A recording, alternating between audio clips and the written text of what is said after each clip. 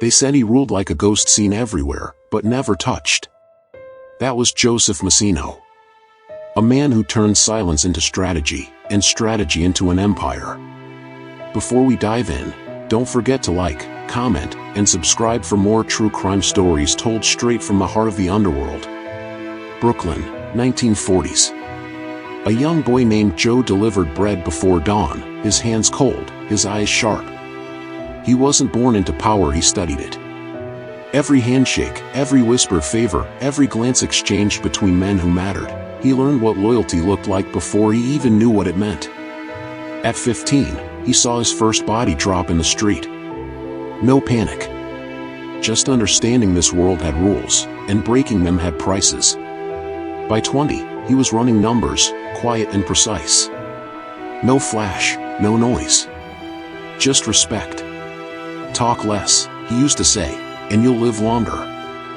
Years later, the same streets that raised him would whisper his name like a warning the year, the man who listened before he struck. But even the best listeners miss one sound. The one that signals betrayal. By the early 1960s, Joseph Massino wasn't just another street kid, he was family. He married Josephine Vitali, the sister of his closest friend, Salvatore Vitali. Together, the two men built something stronger than friendship, a bond carved from hunger, trust, and ambition. Massino wasn't loud. He didn't show off cars or gold. His power lived in the quiet, in the way men paused before answering him, in how problems disappeared without a trace. In a world built on fear, he offered order. He treated the Bonanno family like a business, not a circus. You don't need to make noise to make money, he told Sal. It wasn't just advice. It was philosophy. Queens was his classroom. Every bakery, bar, and backroom became part of his network. If you owed money, Joe remembered. If you showed respect, he remembered that too. He started small, loans, protection, hijacking trucks, but his moves were clean, efficient, invisible. Even the FBI didn't know his name yet. At home, he was gentle. He kissed his kids goodnight before heading out to handle business. No blood on his hands, not yet. But every kingdom, even a quiet one, begins with one bold move. And Joe was ready to make his. The 1970s, a time when the streets of New York were loud with money, greed, and ambition. While others craved headlines, Joseph Massino wanted stability. He saw chaos in every flashy hit, every arrogant capo who thought he was untouchable. When the Bonanno family started to crumble from inside, betrayals, power grabs, disappearances, Joe kept his head down. He wasn't after fame.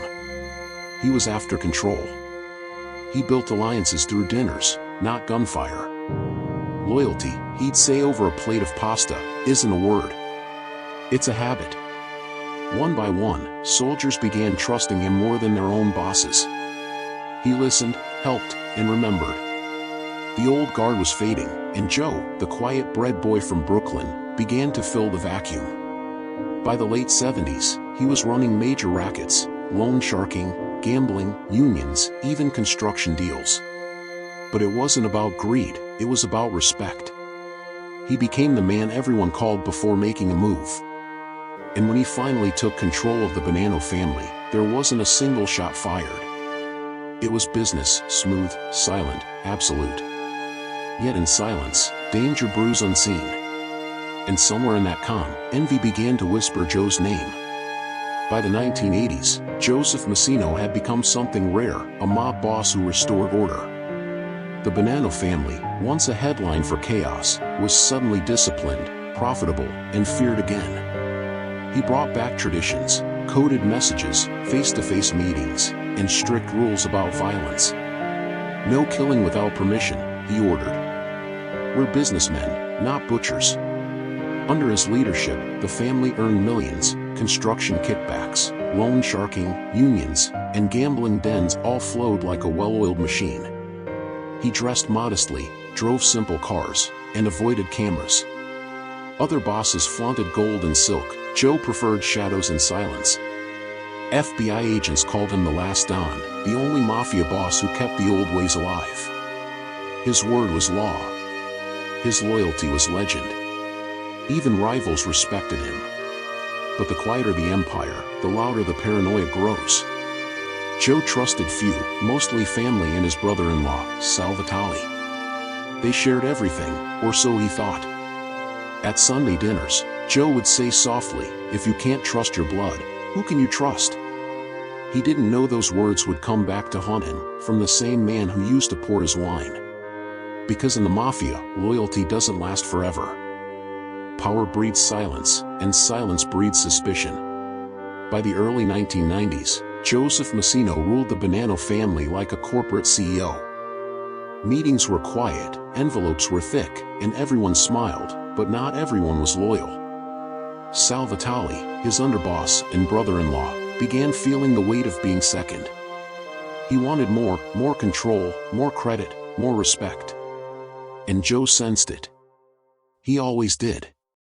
"Sal's talking too much," Joe told a trusted capo one night. "About what?" the man asked. "About me." From then on, the dinners were colder. Their conversations shorter. Joe's once unbreakable circle started showing hairline fractures, small betrayals, whispered doubts, silent greed. Then came the hits, rivals disappearing, rumors of FBI informants spreading through the streets. Joe's iron discipline was slipping under the pressure. He ordered men to go underground, changed meeting spots, and even burned old notes himself. He used to say, "The trick isn't surviving the streets. It's surviving the people closest to you." The walls around him were still standing, but the foundation was shaking, and one crack had a name he never expected to fear. Salvatore Vitale. By the late 1990s, Joseph Massino's empire looked calm from the outside, but inside, it was rotting. Federal agents were circling, recording conversations, flipping soldiers. Each arrest brought another whisper, "Someone's talking." Joe tightened his circle. Phones were banned. Meetings only in person. He even used hand gestures instead of words. The less they hear, he told his men, the less they know. But the FBI was patient. They had learned Joe's rhythm, his coded routines, his hidden restaurants, his Sunday drives through Queens. And behind all of it, someone was feeding them information. Joe began to feel the paranoia clawing at his calm. At night, he'd sit in his backyard, smoking in silence, the hum of a passing car making his hand tighten. He'd survived decades by trusting his instincts. But now, every instinct screamed that the traitor was family. When agents finally arrested several Bonanno members in a single sweep, Joe knew it wasn't luck, it was betrayal. Still, he said nothing. Just stared ahead and muttered, "There's no such thing as a loyal man when freedom's on the table." He didn't know it yet, but freedom, his own, was running out. It happened in 2004, the quiet king finally fell. After years of watching from the shadows, the FBI closed in. Joseph Massino, once the most disciplined boss in New York, was arrested and charged with 7 murders, racketeering, and conspiracy. The trial room was cold. The government had one weapon Joe never expected, Salvatore Vitale. His own brother-in-law. The man who shared his table, his secrets, and his trust was now sitting across from him, testifying in exchange for a lighter sentence. When Joe heard his name on Sal's lips in court, he didn't flinch. He just lowered his eyes and whispered, "I should have seen it coming." The FBI called it the greatest Mafia betrayal since Sammy the Bull. Joe called it something simpler, a debt paid in cowardice. As the verdict rolled in, life imprisonment without parole, he didn't curse or plead. He just nodded once, like a man checking the final box on a long ledger. The courtroom buzzed, but Joe's silence drowned it out. The king had fallen, not to bullets, but to words. And behind that silence, a single thought lingered. If they could turn Sal, who's next? Prison didn't scare Joseph Massino. He'd spent his life behind invisible walls, rules, codes, silence. Now the walls were just made of concrete. Inside, he kept the same habits, clean cell, pressed clothes, morning walks. Inmates called him Joe the Don, and even guards nodded when he passed. he still carried himself like a man running a meeting, not serving time. But solitude does strange things to power. The phone calls stopped. The envelopes stopped. Even the Bonanno name, his name, began to fade. One night, sitting on his bunk, he whispered, "Loyalty dies fast when money dries up." Then came the shock. The FBI offered him a deal, information for life. No Mafia boss, not a single made man, had ever broken omerta at his level. Joe thought for weeks. His silence had built an empire. Now that same silence would bury him alive. So, for the first time in his life, he spoke. He told them everything. Names, operations, bodies, a lifetime of secrets poured out. And with each word, the legend of the last Don turned into something else entirely. The FBI's greatest informant. By the time Joseph Massino entered his 70s, he was no longer the feared Don of Queens, he was a man walking through the wreckage of his own empire. His cooperation with the FBI sent dozens of former allies to prison. The same men who once kissed his ring now cursed his name. Inside those prison walls, Joe became a ghost, neither outlaw nor civilian. He lived quietly, reading newspapers, watching his story fade from headlines. Occasionally, he'd mutter, "I built something that outlived me, but not the way I planned." In 2013, after years of debriefings and testimony, he was released early, an old man stepping into a world that no longer remembered the code he lived by. The streets were cleaner. The names were different. The fear was gone. Neighbors called him Mr. Massino, unaware they were greeting the former head of one of New York's 5 families. He'd water his plants every morning, sip his coffee, and stare out the window, the same calm eyes that once ruled an empire now watching a quiet neighborhood wake up.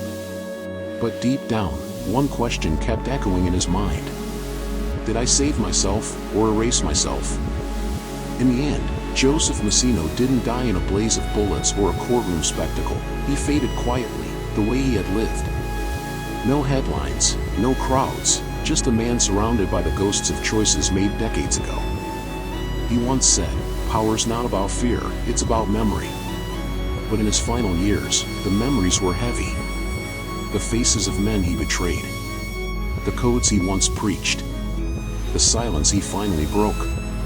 Every morning, he still ironed his shirt and shined his shoes, not for pride, but for discipline. The same ritual that once prepared him for command now prepared him for peace. When asked if he regretted cooperating, he simply said, "I did what I had to do to stay alive. Everyone else did too.